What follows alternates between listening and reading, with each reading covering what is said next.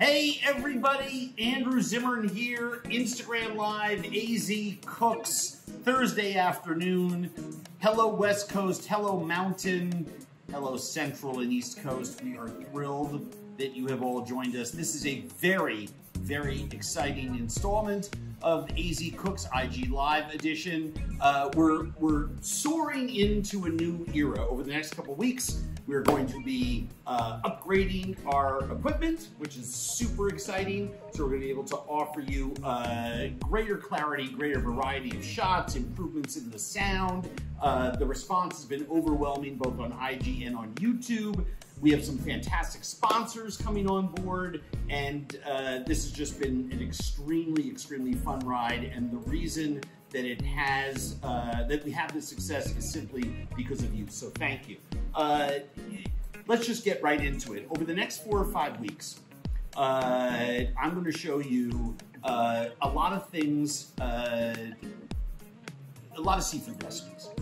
And we're going to be using seafood that is not wild, that is raised in an aquaculture environment. And we'll get into the reasons why in a couple minutes. It's just that I happen to be a big proponent of aquaculture. I am very much pro-wild. However, I believe that the future of mankind depends on sustainably being able to raise fish in an aquaculture environment. And I also believe that in today's day and age, especially with the C-19 crisis shuttering our restaurant industry, remember, it's something like 75–80% of seafood in America is consumed in restaurants. So we have to do more to support our seafood industry.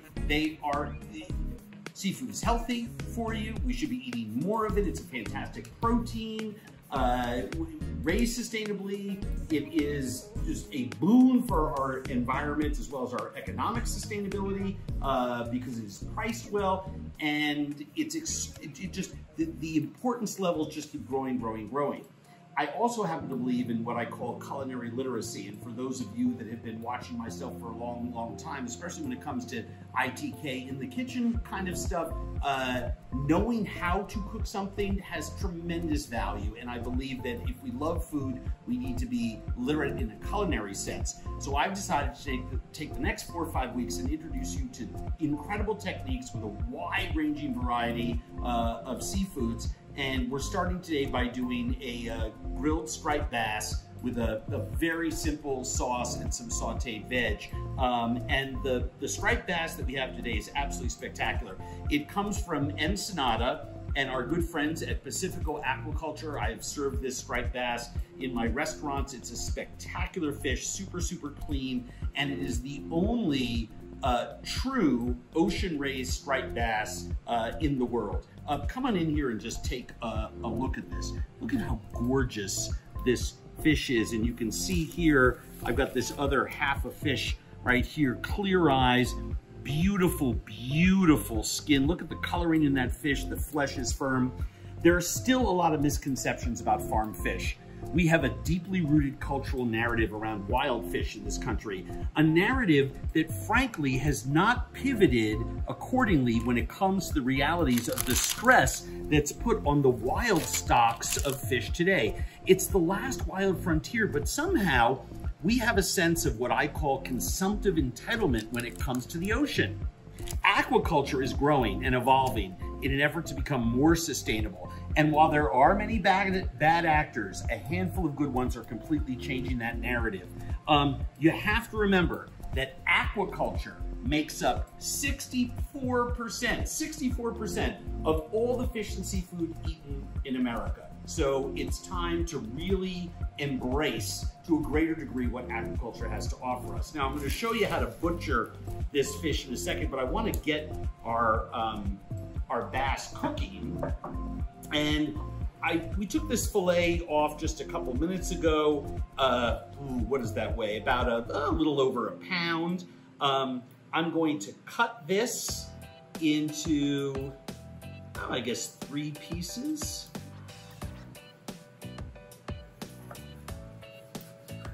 To make it a little easier to cook. And when you have pieces of fish like there with a really, really nice skin on it, and I love the skin on striped bass to eat, I think one of the things that helps is just to score it so it doesn't curl on the grill. Helps with your presentation, also helps to keep it nice and even cooking. So I'm just making a gentle score there. And then I'm going to season this fish with salt and with pepper.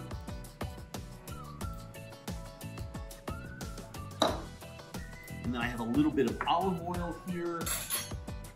You can use a brush or a spoon. All I want to do is just put a little bit of fish, and I'm going to use all this olive oil to cook with, so don't send me angry tweets about double dipping. I just don't want to put a lot of excess oil here because I don't want sooty flare-ups on my grill. However, you're not going to get a lot of sooty flare-ups when you cook with Thaan Charcoal. We're working today with a product that my friend Andy Ricker started bringing in. Thaan Charcoal is the Thai version of Binchotan. It heats super hot, and if you notice, this grill is loaded with charcoal. It's red hot, and if you notice, there's no smoke, and it's not because I have a low fan on. It just is literally smoke-free, and it burns at a high temperature for a long time, and it's my preferred charcoal. I also will tell you that while I have many outdoor grills here and at home, I use these little composite Japanese grills because they're super handy, and if you have a hood at home, or even if you're just camping, these are absolutely fantastic. Tiny little air hole here, burns for a long time, super, super easy and fun. So come around to the other side here with me, and I'm going to actually get this grill into action by starting to cook our fish.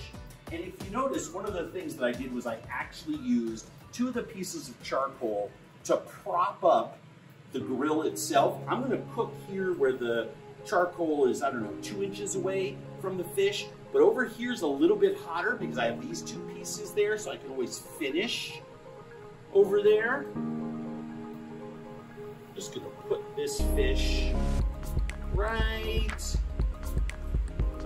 onto this preheated grill top. I'm gonna sneak 1 piece in there, and that's why you need to go over a hood or outside. There will be smoke from the food, but not from the charcoal itself. And I want to start skin side down. And the reason that I do that with a lot of fish, especially when you're sauteing in a pan, you start show side down, often the flesh side. And the reason is that you want to get a really nice crust on the flesh. But here, what I'm most interested in doing is getting a nice char on the skin. So I'm going to cook this 70% of the way through skin side, and then just flip it just for a second. Stay right there, don't move, because I just want to put a little bit of olive oil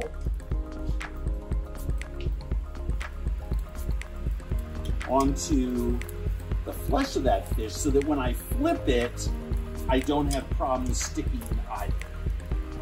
And they're asking if you're wearing pants. I am not. It's COVID. I'm not wearing. Of course, I'm not wearing pants. Are you wearing pants? You're not at the office. I haven't put on a real pair of pants since February. But I'm not a big sweats guy. Got to be honest with you. So I'd rather. Also, I mean, let's be honest. I don't think we've ever talked about this on IG Live, but for 28 years I've been a practicing nudist. So you're lucky I have an apron and a shirt on. All right. All right, so quick rinse of my hands, and I want to get started with the rest of our food here. Swing around to the other side. I'll keep you posted on that. It's just fish cooking. First thing that I want to do, a little olive oil into this pan, and I'm going to add some baby bok choy. Now, when I shop for vegetables on the weekend at the farmer's market, sometimes I process my vegetables. What do I mean by that? It means that I'll steam them so that when I'm cooking at home, when I get home from the office, I can just simply grill chop it up for a salad, flash saute like we're doing here. So I'm just gonna let those vegetables heat through. Next thing that I wanna do is make my sauce. This whole meal comes together in seconds, mostly because I have pre-cooked my vegetables and cleaned my fish, which your fishmonger can do for you. By the way, I should tell you, you can see over there, one of the things that I'm looking for is coloring around the edge of the fish, right? If I see that, oh, this is beautiful. We're just gonna let that keep cooking on that side.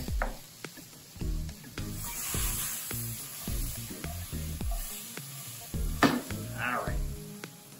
Preheat this pan, add my butter, and I want that butter to melt, foam, and begin to turn nut brown before I stop the browning process from this brown butter sauce. Remember the other week I told you how much I love brown butter? Well, it's true. But I want that butter to get brown before I add my shallots and capers, my lemon juice, and my herbs. I've got dill, chives, and tarragon here. You can use all one, parsley, the Andrew Zimmern French Kiss mix that I'm actually going to use a little bit of right here on my veg. This has got tarragon and lemon and shallots in there, freeze-dried, fantastic, cool new stuff that we came out with. Can you tell them a little bit more about your spices? Someone said earlier during the live that they love them.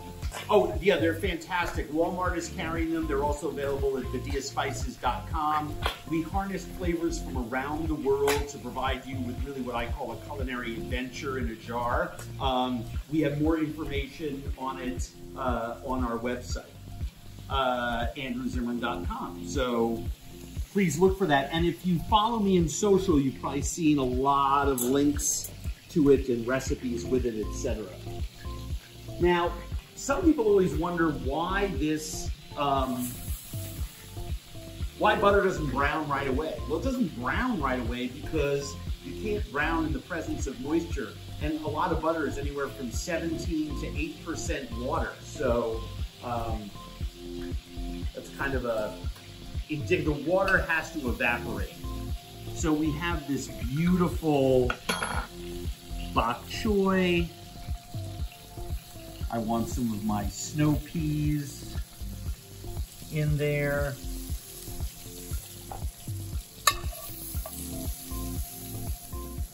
Gonna put some of our green beans.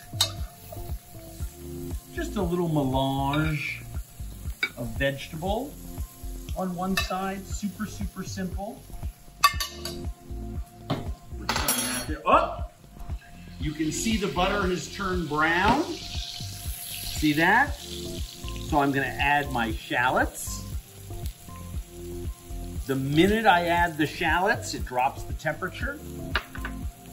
So how do you know when the fish is completely cooked through?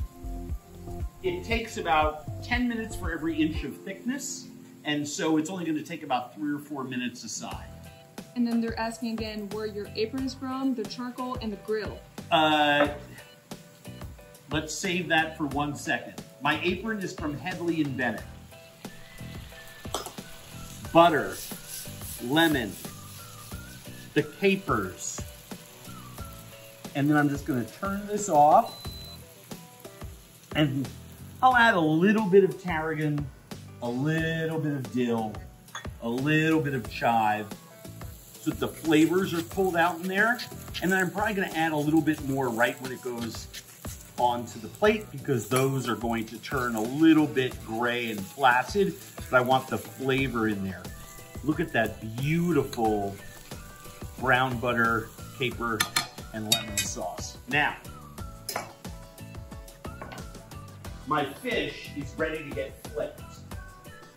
So I'm just gonna go in here.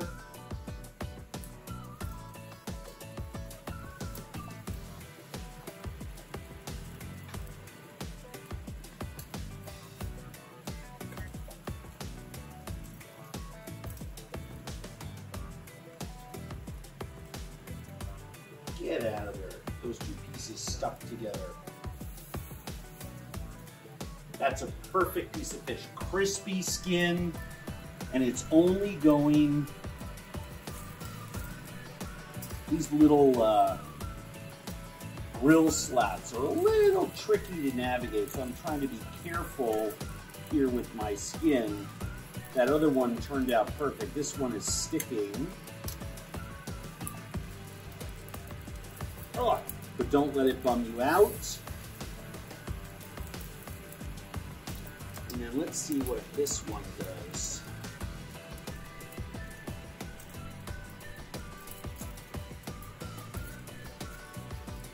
This one is a half and half. I used I put the wrong side of it down with the crinkly edges. That's what happens. It's Instagram Live. But if this happened to me at home, I'll show you what I'll do.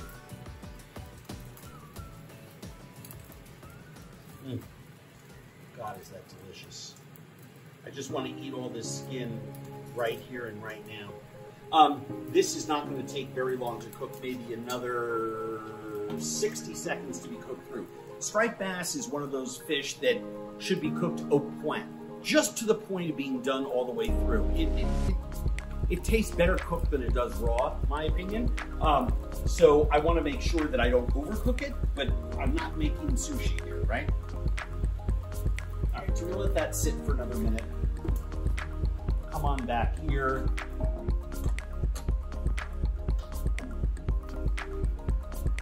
Wipe our plate.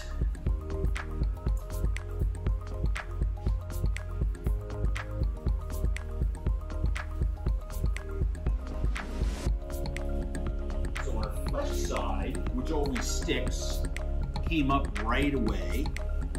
How strange is that? So we put the first piece there.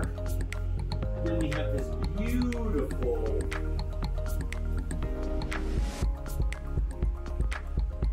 showpiece with that crispy skin. And I'm going to put that down right there. And then I'm going to take my spoon.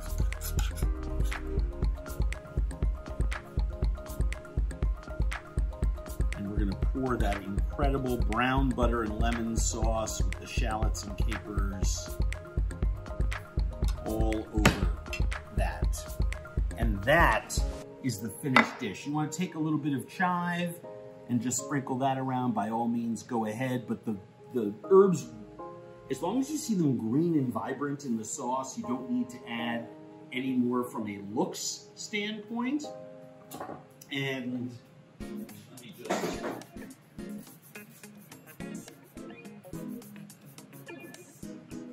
take this off for you. I just want to show you here. Look at how sweet and firm that fish is. They're saying it looks delicious. Striped bass can be grilled, braised, poked, rubbed into your belly button, flown through a warm kitchen. It's fantastic. The Thaan Charcoal is glorious. We have that super grilled flavor put in there. Really, really, really simple to use. Easy to ignite. You don't need to use much of it, and it will cook for a long, long, long time. Let me show you how to break down a piece of this fish. Oh my God. They're asking if you're gonna use some lemon on it, because they see it on the side. There's lemon there.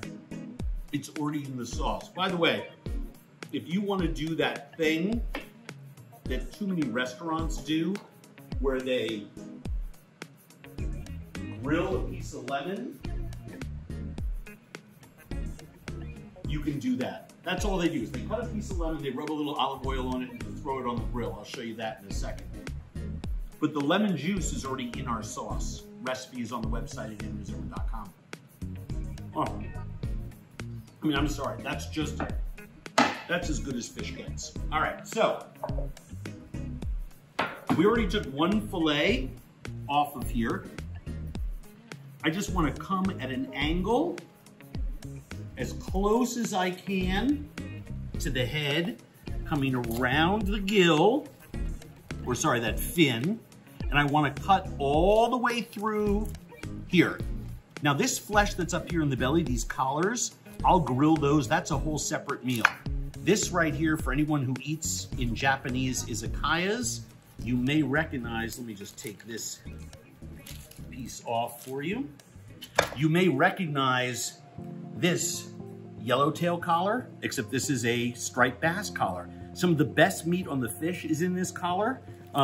So oftentimes it's fun just to throw those on the grill. Where's my, I lost my knife. Oh, there it's it is. under your... So anyway, we took one fillet off of this already. So all we want to do, once we come down here, is we just want to make an incision. And we want that incision just to penetrate about, I don't know, a ½ inch to be safe. Come down to the end and punch through to the other side. Pull that out so we have the tail done. And then all I want to do, let me flip this around, it's a little awkward for me, but that way you can see, is I'm just going to use the tip of my boning knife. I'm literally pressing against the spine of the fish so that I'm getting as much meat as possible off of the fish itself. And what I'm bumping into right there is the highest part of the rib cage, right? And that's the tricky place. So with the rib cage, I just want to do the same thing. I want to let the knife do the work. If you find yourself really pushing or working, you're up against bone, you're not doing it right, right? What you want to do is you just want to let the side of the knife glide against those bones so that you were literally pulling the fillet. You got the fin in there. You just want to see the rib bones here? You just want to pull that fillet away from the rib bones. And near the head is the highest side. They're asking if you're gonna eat the eyes. Oh, isn't that funny? That was a different show.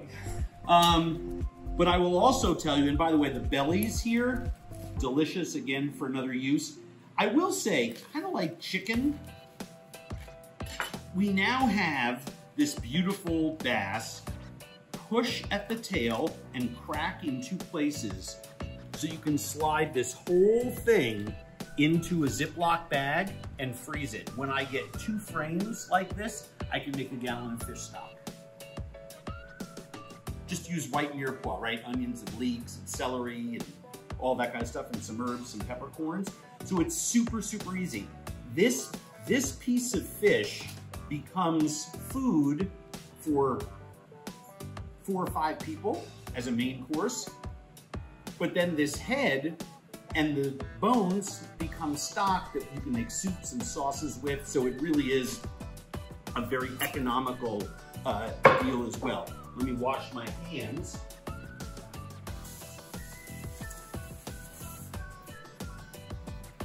So here's the bottom line.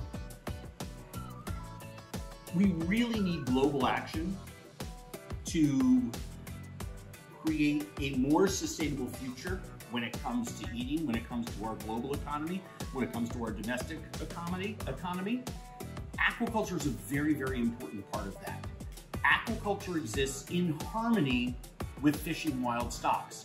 But what Pacifico Aquaculture has done in raising, ocean raising, true striped bass, which is an eastern Atlantic fish, down in the waters off of Ensenada, right, is created jobs and lessen the pressure on the wild stocks, allowing them to flourish. And that's that beautiful balance between wild and aquaculture that I just think is so, so cool. So we made this incredible dish. We talked about the Thaan Charcoal. Thank you for being very kind, whoever that was. I forgot to say thank you about the kind words about the spice line. We're super proud of it. So we have time for questions, comments, criticisms, and the like. Go for it. What do you got?